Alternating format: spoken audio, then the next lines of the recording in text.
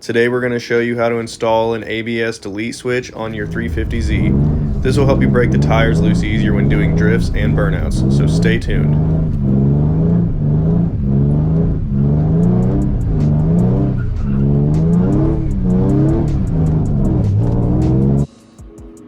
So here's a list of tools that you're going to need for this job. You'll need some wire strippers with some pliers, a Phillips head screwdriver with a flathead screwdriver, preferably a smaller one, a trim popper tool, a razor blade, a ratchet with a 10mm on it or some other way to get 10mm fasteners off, a cutoff wheel, which is what we use to cut the notch in the ABS fuse, but I'm sure you could also use the knife if you were dedicated enough. Take a drill and some drill bits. You know, depending on where you might want to run your wire, you may want to drill a couple holes here and there, maybe one in the grommet to run your wire through the firewall. And then you're going to want a soldering iron with some shrink wrap or some electrical tape to cover your connections, and then you've got some solder with some soldering paste and a brush to get your soldering paste on. You will also need some wire cutters. Also, doesn't hurt to have a couple zip ties when you're dealing with wiring, just to keep everything nice and neat. You're also going to need some wire, probably about 20 to 25 feet, and an on-off switch, just a standard on-off switch. You can find them at Atwood's, Home Depot, Lowe's, Ace Hardware. All right, so you're gonna want to pull some trim pieces. Where'd you pull that one from? The door trim right here. The door. So you pull that off, just pop off? Yep. So you just pull up on it, try not to break your clips. Pull this one out as well. See your clips are right there. Your foot panel is holding this piece in. And then there's a bolt back there. A little plastic bolt. Nut, my bad.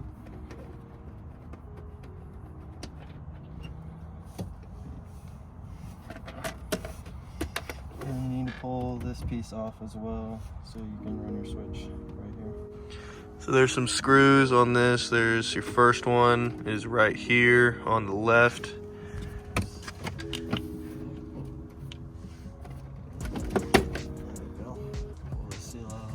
Is that the only one? Yeah. So I guess there's just the one screw. So once you pull that out, that's free to drop down. You can run your wires.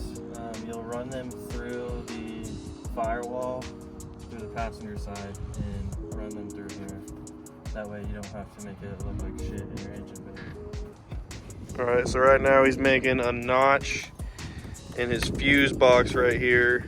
Run the wires off the back side of this modified fuse. It has a notch right here. Run the wires down this little flap. I don't know if it was already broken or what, but I got a pretty good little notch right there. Just run the wires straight through here so I can put the cover back on without it looking like shit. Ended up taking out some panels on the passenger side too.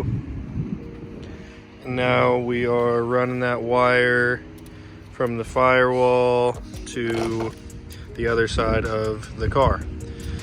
You can see he's got the panels off underneath in the middle there. These aren't super hard to pull off, so it'll make things a lot easier if you just take those off.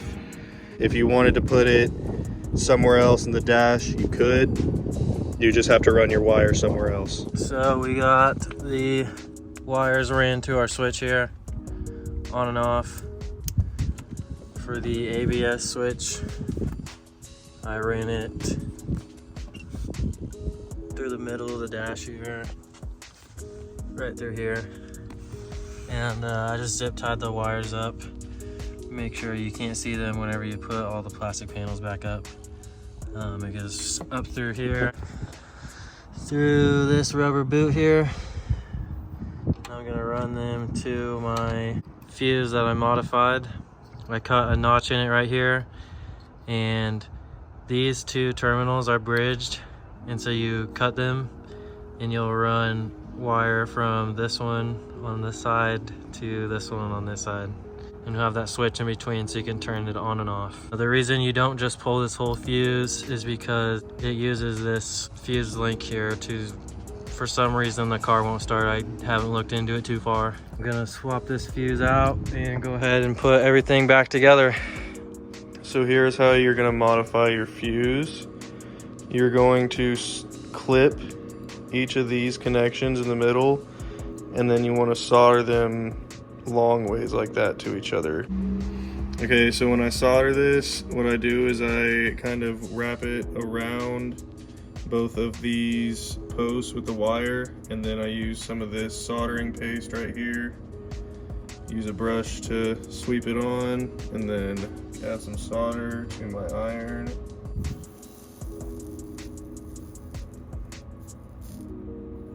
And then just add a little bit more if you need to.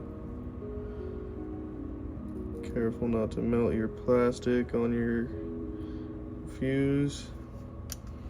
And there you go. All right, we are soldering the custom switch to the harness that I also made. Once you reinstall the fuse, everything is ready to put back together. Go ahead and hop in the car and turn it on, and you're going to be looking for a brake light and ABS light in the bottom left-hand corner when you flip the switch, and that means that you are ready to start drifting and doing burnouts. Have fun! Also, when you turn your switch off here, you can flip your switch back on, but it is not going to turn your ABS back on until you cycle the ignition.